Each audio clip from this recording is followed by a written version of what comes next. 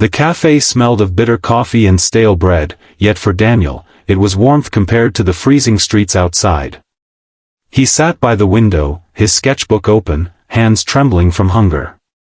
Every page was filled with colors only he could see, dreams painted in pencil lines, waiting for a canvas he couldn't afford. One afternoon, a wealthy businessman named Mr. Harrington strolled in, his gold watch glinting under the dim light. He noticed Daniel hunched over, sketching passionately despite his ragged clothes. Curious, he leaned closer. "What are you drawing?" Harrington asked, smirking. Daniel lifted his eyes, weary but burning with quiet determination. "One day, the world will know my art. My paintings will hang in mansions, not just in my mind." The rich man chuckled, his voice heavy with disbelief. "You? A starving painter? Dreams won't fill your stomach, boy."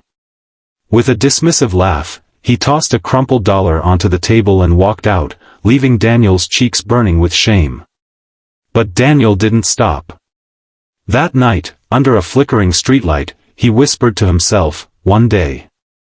He painted on scraps, on discarded cardboard, on anything he could find. Each stroke carried hunger, hope, and an unshakable belief that kindness and beauty still mattered, even in a world that turned its back on the poor. Daniel's dream had been mocked, but he had planted a seed in his heart. And seeds, even in the hardest soil, can bloom. Weeks turned into months, and Daniel's hunger grew sharper than the blades of winter. Still, he painted, on old newspapers, on the backs of thrown-away posters, anything that could hold a drop of color. Most people passed him on the street without even looking, their eyes fixed on warmer places to be. One evening, as the city lights blinked awake, Daniel set up his small stack of sketches by the park fountain, hoping someone might trade a sandwich for a drawing. A little girl with pigtails tugged at her mother's sleeve, pointing at Daniel's art. "Mommy, look! It's beautiful," she exclaimed, staring at a watercolor sunset painted on scrap cardboard. Her mother, a schoolteacher with tired eyes, walked over. She studied Daniel's work with genuine respect. "You have real talent," she said softly. Then, instead of just walking away, she handed him a warm sandwich and a few dollars. For the first time in weeks, Daniel felt seen, not as a beggar, but as an artist. The woman leaned closer and whispered, "Don't give up. The world is cruel, but it needs beauty. Promise me you'll keep painting." Tears filled his eyes as he nodded. That sandwich was gone in minutes, but her words stayed with him for years. The next morning, he took a bold step. He walked into a local library and offered to paint a mural in exchange for supplies. The librarian agreed. And with borrowed brushes and donated paint, Daniel began creating his first public piece. The starving painter who once survived on scraps had now painted something that stopped strangers in their tracks. It was only the beginning. The mural in the library quickly became the talk of the town.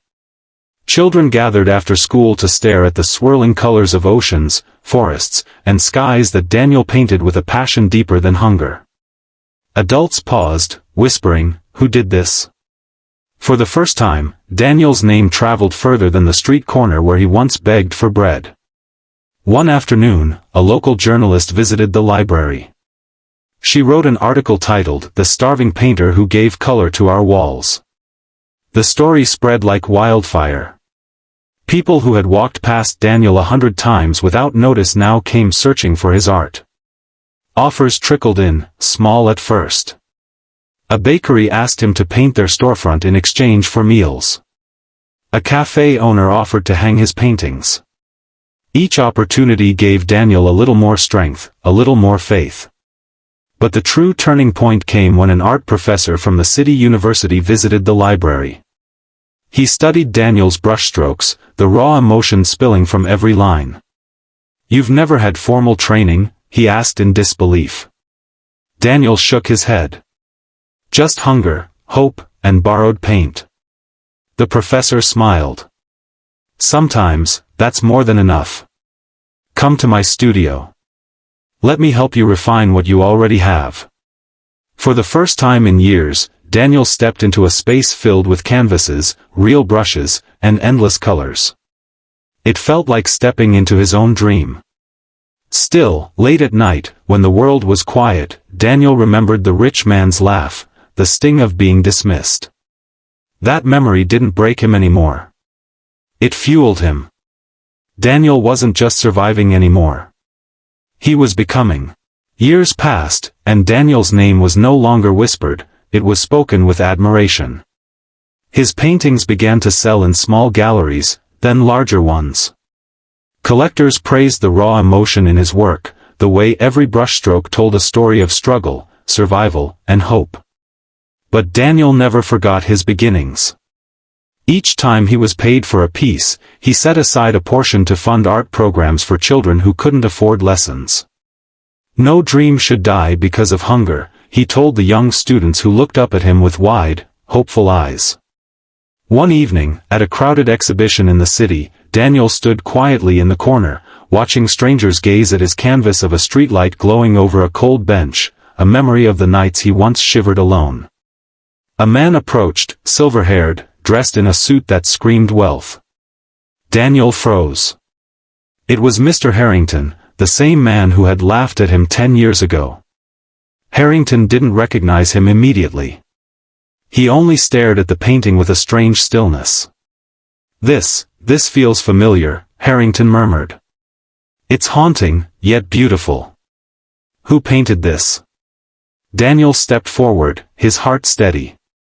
I did. The older man blinked, finally connecting the face before him to the ragged boy he once mocked in that dim cafe. His jaw tightened, but he forced a smile.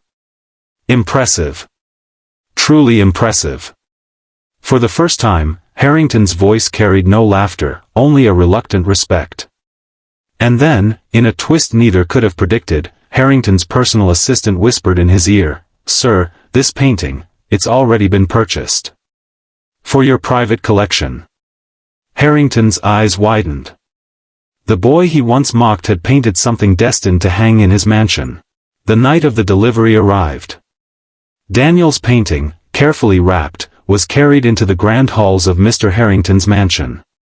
Crystal chandeliers glittered above, marble floors gleamed, and walls already held art worth millions. Yet it was Daniel's piece, a simple canvas born from hunger and hope, that drew the most attention. The staff carefully hung it in the main gallery. Harrington stood before it, silent, his usual arrogance softened. The painting showed a boy beneath a streetlight, sketchbook in hand, eyes fixed on the stars as though nothing, not hunger, not ridicule, could dim his dream. Guests murmured, impressed. Some praised Harrington for his taste in emerging artists. But Harrington knew the truth, he had once laughed at this very boy, tossing a crumpled dollar as if mocking his worth.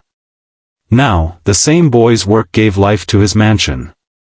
Daniel watched quietly from a distance, not out of revenge but reflection. He felt no bitterness, only gratitude, for the teacher who gave him a sandwich, for the librarian who gave him brushes, for every stranger who saw his heart before his hunger. Later that evening, Harrington approached him privately. His voice was lower now, almost humbled. I was wrong about you.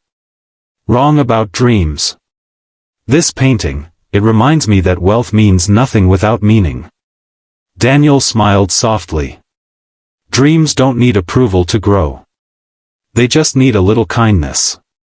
That night, as the crowd admired his work, Daniel realized something profound. His success was not about proving Harrington wrong, it was about proving hope right.